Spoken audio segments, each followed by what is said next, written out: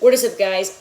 My name is Danny, and today I'm telling you guys that you should buy the iMac that just released. I'm on iMac that released on April 20th. Obviously, it was pretty expected right now. It was getting expected. It's getting hyped up, and Apple finally released it. And I have some thoughts. And you should, before you buy or before you click that pre-order button, you should watch this video. And I'm gonna be explaining my honest opinion. I've been an Apple guy for most of my life. I was born with Apple products. We have a keyboard. We have a MacBook somewhere over there. We're recording an iPad Air 3. I shoot an iPhone SE second generation. So, but I'm just gonna give my thoughts. And I have mixed feelings about this one. So you wanna hear my thoughts? Stick around for the entire video. It's gonna be a fun video. So let's get into it. First off, I'm gonna start off with with the what everybody was shocked with was the design.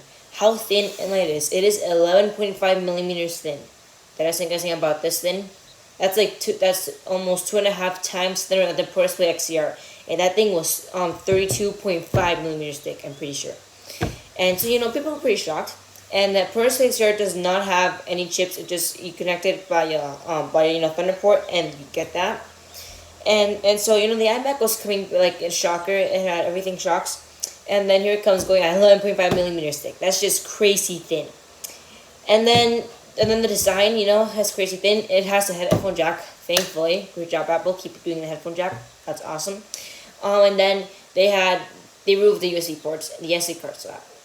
And that's kind of sad. And they've also removed the gigabit Ethernet port, which you can only get on the higher end model, which costs $100 more. And it was kind of sad. Kind of sad. You have two Thunderbolt 4 ports, which okay, sure. And you have 4 USB-C ports, 2 Thunderbolt and 2 regular USB-C. Nothing special there. No SD card slot, just a headphone jack on the side. It was kind of sad, but at least you can adjust, you can actually adjust it high or a little bit lower. I'm pretty sure, or you can just adjust the height and how slanted or backwards you want it.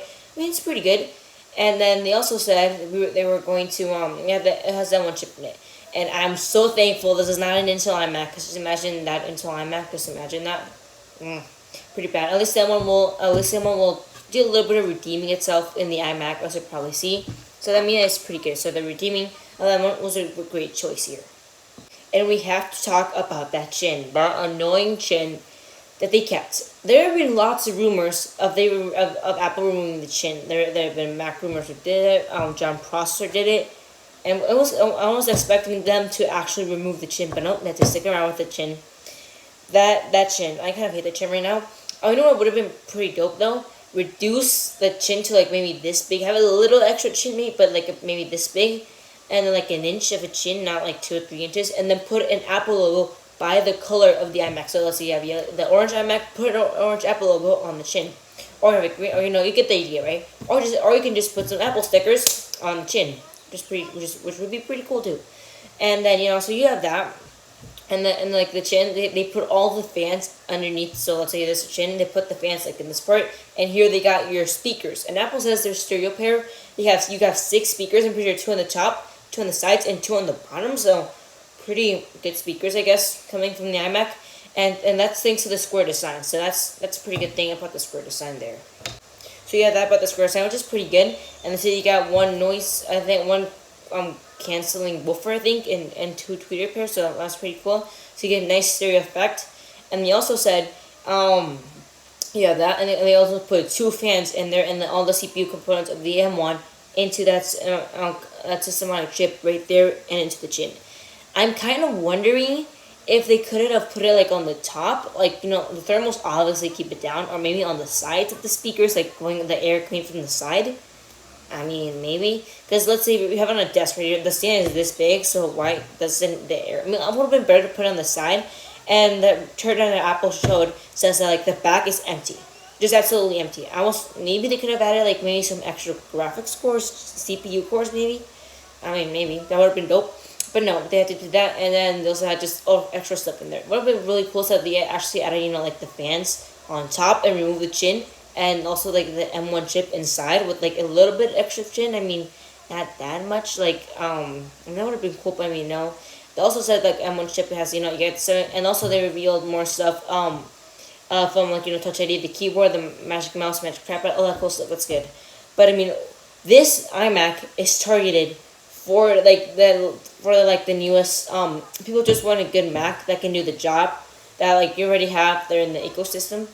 And I'm pretty sure this is a young computer market, because this is not designed for a huge guy that has R5 Sony 8K red. I've always said it can edit one stream of 8K footage and 5 streams of 4K footage. So yeah, but it's like a guy who, this is not really a computer that has a guy for 8K, or has this insane like the 8K Macho or the Red Weapon. No. So for people who just want a good Mac, a huge screen, which is really good by the way. It's 4.5K, kind of higher than the last screen of the iMac.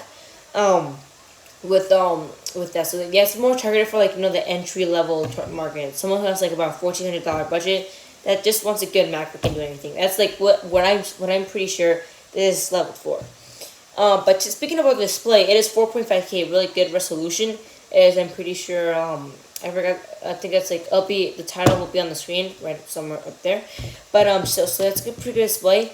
60 hertz and 120. That would be pretty dope though. I actually think they could have done 120 because it doesn't have a charger, just because of power brick inside.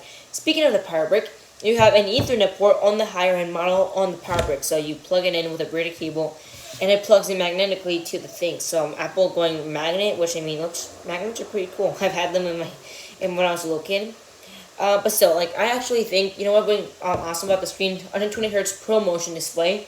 Because it doesn't have balance, so you can just maybe put it in there. Maybe that would have been pretty dope. Like the Samsung I have over here is 120 hertz for gaming. You could do that too.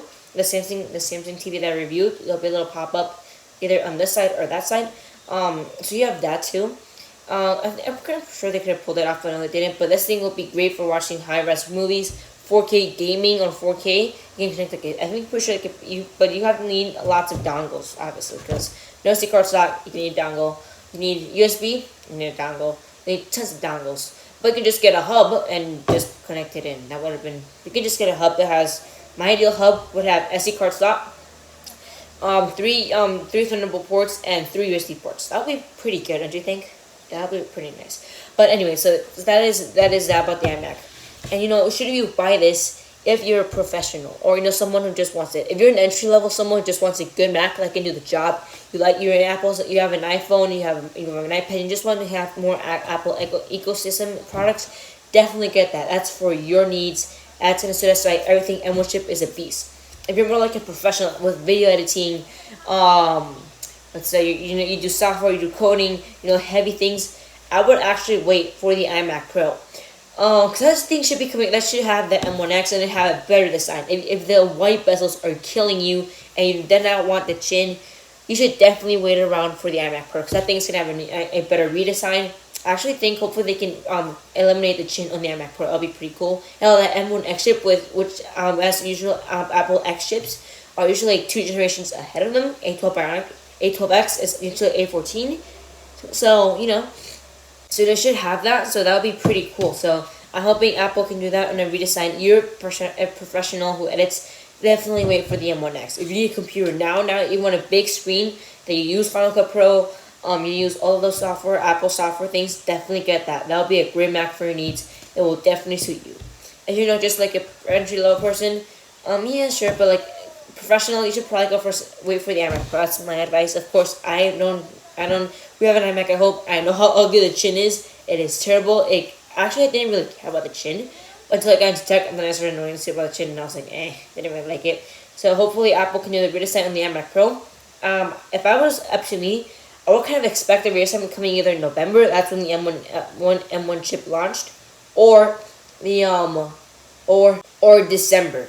One of those 2 months, or even January. One of those 2 months, because that's the range I'm expecting Apple to launch the iMac Pro, or the next M2 MacBook Pro or M1X. So yeah, well, that's about it, guys. Thanks for watching. Should you buy the iMac Pro? Thanks for watching. Please leave a like and subscribe so you won't miss any of my videos, and please turn on those notifications so you can get alerted when the next video drops live.